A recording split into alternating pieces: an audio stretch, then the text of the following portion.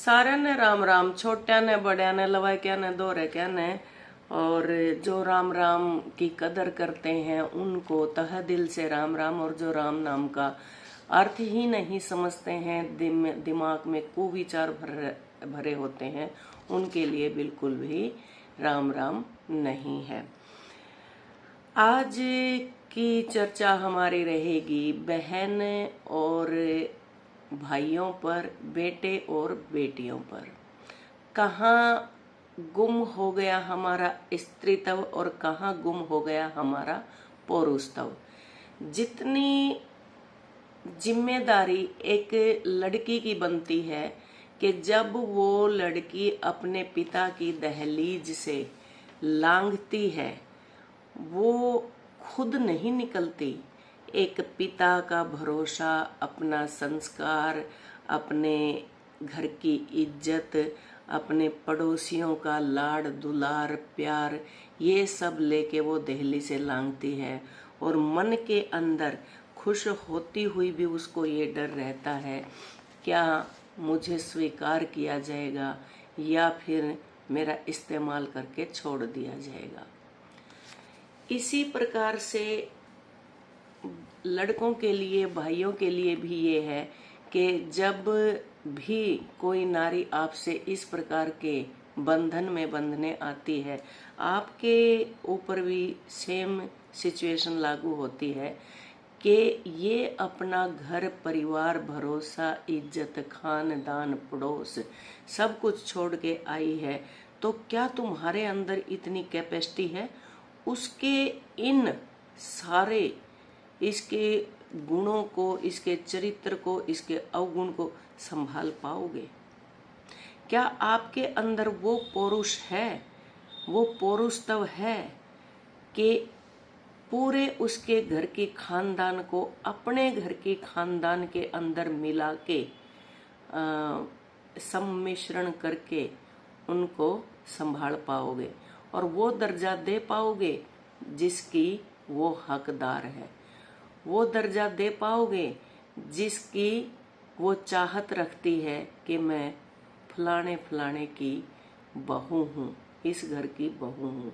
या उसका ऐसा ही मजाक बना के और उसको घर से निकाल दिया जाता है या फिर कोर्ट में खड़ा कर दिया जाता है। दोनों के लिए कह रही हूँ मैं, दोनों के लिए। जब लड़की घर छोड़ती है तो अगला अपना एक नया स्वप्न लेकर एक नए उसके साथ आती है। लेकिन आज के दौर में जितना हम देख रहे हैं, इधर से लड़कों की तरफ से छोटे छोटे युवा जो यौवन की दहलीज पे पैर ही रखते हैं, बड़े यूं होते हैं बस बैड कंपनी में जाके उनको नशे की ऐसी लत होती है, जो एक ऐसी कुरीति है जो डॉक्टर के छुड़ाए से भी ना छुड़े और कितना ही प्रयास कर लो उसको छुड़ाया नहीं जा सकता।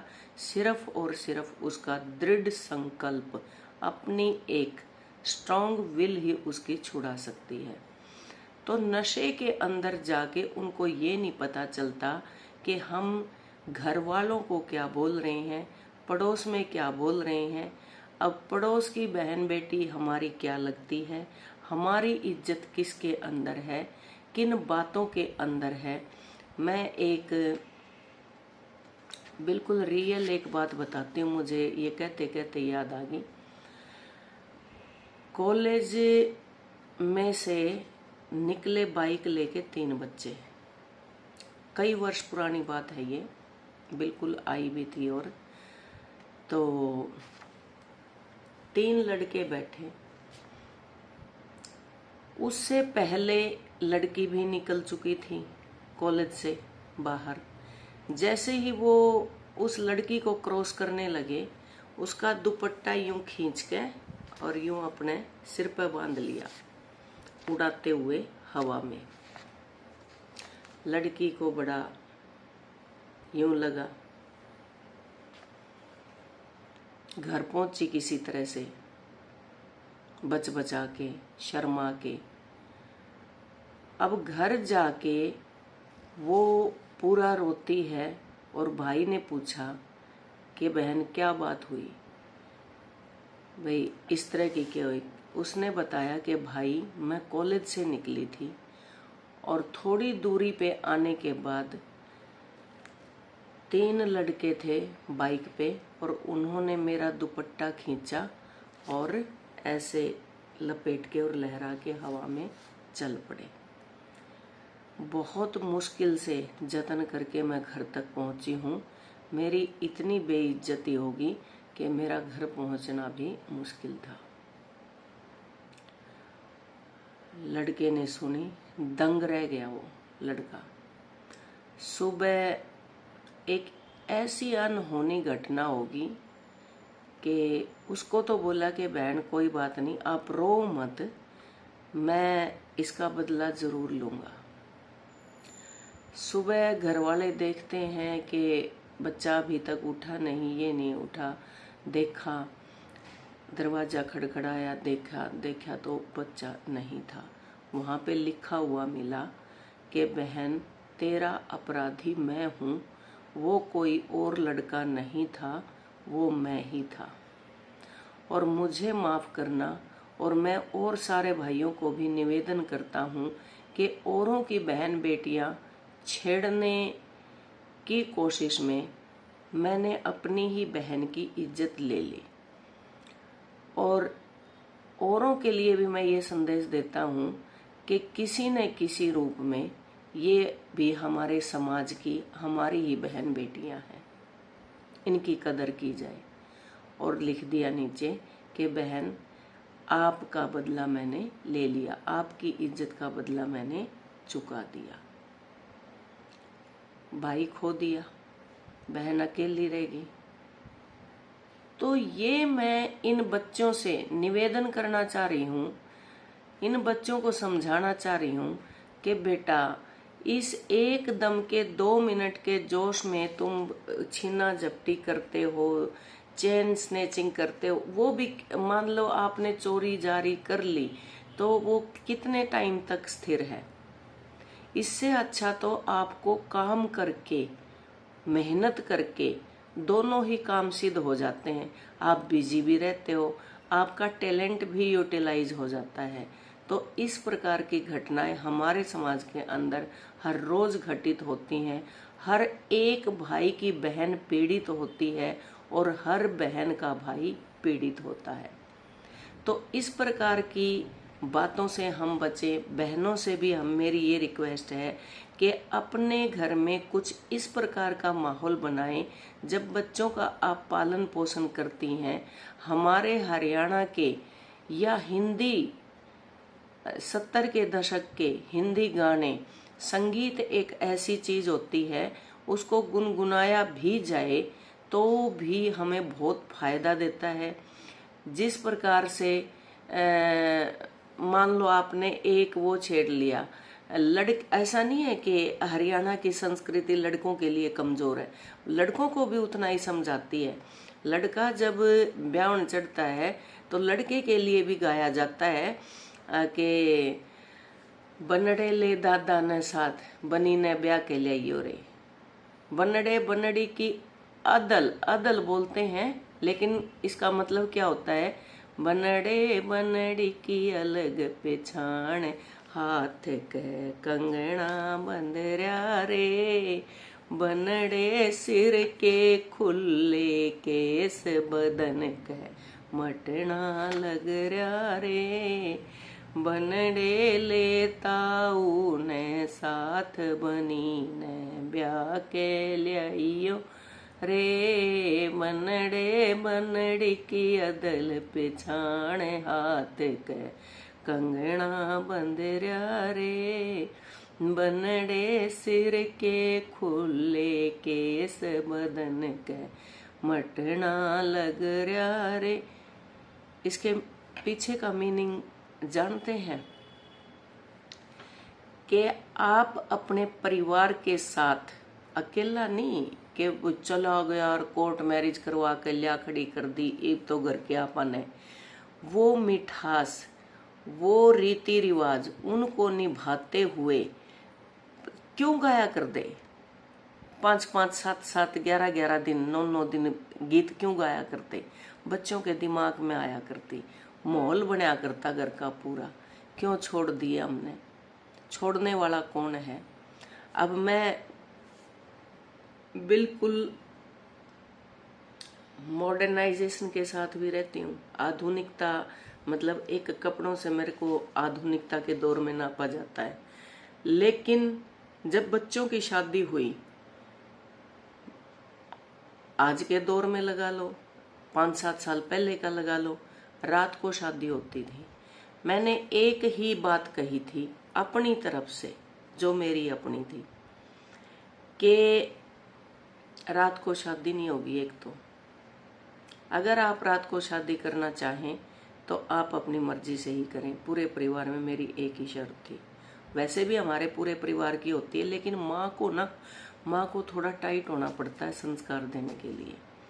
तो रात को नहीं शादी होगी भाई, रात को शादी निशाचरों की होती है, शैतानों की होती है। बिल्कुल दोनों बच्चों ने और दोनों बच्चों की ससुराल वालों ने कोई ऐतराज नहीं किया कि हाँ दिन में ही होगी। दोनों बच्चों की दिन में शादी हुई।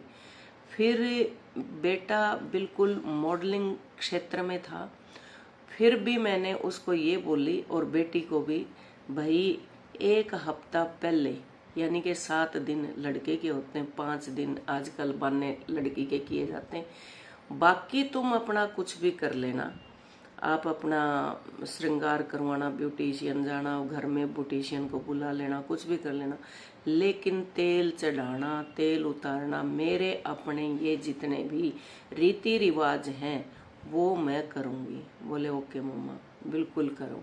हर रोज वो गीतों में बैठते थे, गीत सुनते थे, गीतों का अर्थ मुझसे पूछते थे, ये क्या गाया, ये क्या गाया। पहले दिन तो बल्कि बेटा हंसा, बोला मुझे तो ए ऊपर ये सुनाई दे रहा है। फिर मैं उसको समझाती, मैं कहा देख यूं कहे बनडे वो रेल में बैठ ले बनडे, रेल दादा की चाल से। मैं तेरे दादा की रेल चलवाती देख ले, और तुम्हारी फिर मखा नोक झोंक होती है। उसको बिल्कुल मैं यूं समझाती थी, रेल में ना बैठूं बनड़ी, रेल में गर्मी लागे से। महा तू मना कर देता है, फिर वो क्या कहती है, खिड़कियां खोल ले बनड़े, हवा जंगल की चाल से। तो मखा वो समझा रही है तेरे को आके भाई ये खिड़की खोल ले मूर्ख, ये जंगल की हवा चल रही। तो ये नोक झोंक और इन बातों के जरिए कितना कुछ हम अपनी संस्कृति के साथ उठा के दे देते हैं। तो आज के दिन क्या चल रहा है, ना शादी के वे राग ना वे गाने, एक डीजे न ला कर खड़ा करते हैं, और वो किस प्रकार के द्विअर्थी, किस प्रकार के अश्लील गाने वो बजते हैं। उन्हीं पे दादा चाचा ताऊ माँ बहन सब उन्हीं के ऊपर, बेचारे हमारे से एज्ड दादी दूदी हुए थोड़ा थोड़ा उन्हीं पे मटक लेती हैं। बाजा करता एड्डा, खूब नाचा करते, तमाशे होया करते, भेष बदल कर होया करते, नाटक करया करते। और मैंने तो बिल्कुल निभाई भई अपने उनमें। मेरी सारी पड़ोसन गवाह हैं, पूछ भी लेना आप। 7 बजे का बुलावा दिया करते, वेनु कर दी ले तू तो बोलिया बस 7 का मतलब 7 हो माँ, बिल्कुल 7 का मतलब 7 से 9 तक, 9:30 तक, 10 तक। मैं कहा 3 घंटा में 2.5 घंटा में सारी आमनी पसीना पसीना छक लिया करती गा गा के, और इतना हैप्पी हैप्पी घर पे जाते। बोले भाई मौज हो गई, इतने नाचे गाए हम, इतने नाचे गाए। हमने अपनी उस संस्कृति को नहीं भूला, क्योंकि मैंने ठान रखी थी कि भाई अपने बच्चों के शादी में ये इस संस्कृति को मैं ओवरलैप नहीं करूंगी, मैं इसको छोड़ूंगी नहीं। तो मैंने अपनाया। तो इसी प्रकार से सब बहनों से मैं घर पे भी गुनगुनाती रहती हूँ।